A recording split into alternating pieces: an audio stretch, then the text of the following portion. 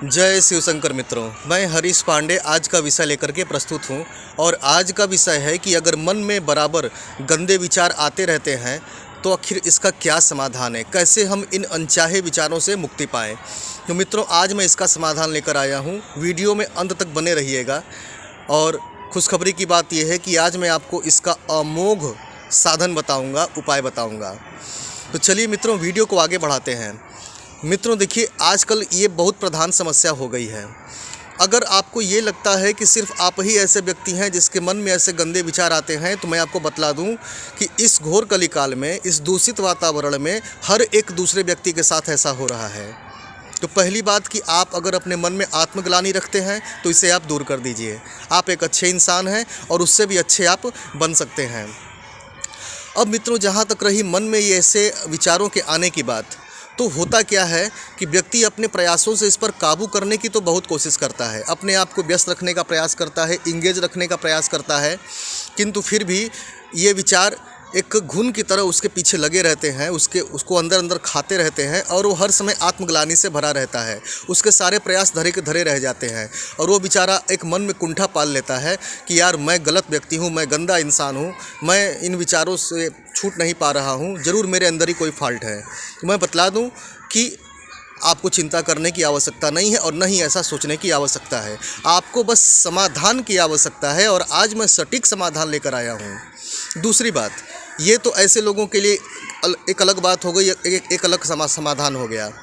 अब कुछ लोग साधना में बैठते हैं तो उन्हें भी ऐसे विचार सताते हैं, कामुक विचार, गंदे विचार, घृणा नफरत के विचार, उनके मन में विचारों का तूफान उठ खड़ा होता है। तो मैं आज ऐसे दोनों प्रकार के लोगों के लिए समाधान बतलाऊंगा। समाधान दोनों के लिए एक ही होगा, ठीक है। अब मित्रों, इसका एक कारण बता दूं कि होता क्या है कि जब हम अपने कमरे में झाड़ू लगाते हैं तो धूल उड़ती है। उसी प्रकार से जब हम मंत्र जप करते हैं, स्तोत्र पाठ करते हैं, तो जन्मों जन्मों के जो मन में, अचेतन मन में पड़े हुए कुसंस्कार हैं, वे सभी कटने लगते हैं, जलने लगते हैं। इसलिए हमें ऐसा होता है कि साधना के दौरान ही ऐसे कुविचार ज़्यादा आते हैं, गंदे विचार ज़्यादा आते हैं। और फिर होता क्या है कि हम दिन भर भी ऐसे विचारों से परेशान रहते हैं आमतौर पर। तो ये समस्या दो तरह के लोगों की, एक वो जो साधना नहीं करते फिर भी ऐसे गंदे विचारों से परेशान हैं, और वो जो साधना करते हैं और साधना के दौरान परेशान होते हैं। तो समाधान अब मैं बताने जा रहा हूँ। सबसे पहली बात कि आप प्राणायाम करने की आदत डालें। प्राणायाम से शरीर की हर एक कोशिकाएं शुद्ध होती हैं, हमारा प्राण बल बढ़ता है और हमारे विचार मजबूत होते हैं। और मित्रों, मन जब कमज़ोर बनता है तभी उस पर विचारों का अनचाहा आक्रमण होता है। न चाहते हुए अनचाहे विचारों का हावी होना भी ये एक समस्या है जो कि प्राणायाम से ही दूर हो सकती है। प्रतिदिन अनुलोम विलोम प्राणायाम कम से कम 3 प्राणायाम से आप शुरू करें, धीरे धीरे बढ़ाकर 5 प्राणायाम करें। दूसरा उपाय, वैचारिक मजबूती अगर आपको चाहिए, कामुक और गंदे विचारों से छुटकारा अगर चाहिए, तो गांठ बांध लीजिए। आपको इस मंत्र का जप करने की आदत डाल लेना है, ओम अर्यमाय नमः, ठीक है।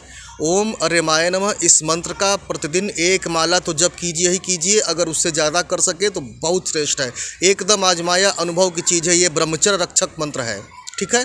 तो ओम अर्यमाय नमः का आदत करने की आदत डालिए, जप करने की आदत डालिए। कुछ ही दिनों में आप देखेंगे कि कामुक और गंदे विचारों से आपका पिंड छूटने लगा है और आप अब दूसरों के लिए आदर्श बनने लगे हैं, ठीक है। बहुत सिंपल समाधान बताया है मैंने, एक प्राणायाम और दूसरा ओम अर्यमाय नमः का जप। बाकी सारी चिंता छोड़ दीजिए, आप खुद चमत्कार देखेंगे। तो आज के लिए बस इतना ही, मुझे आज्ञा दीजिए। जय शिवशंकर।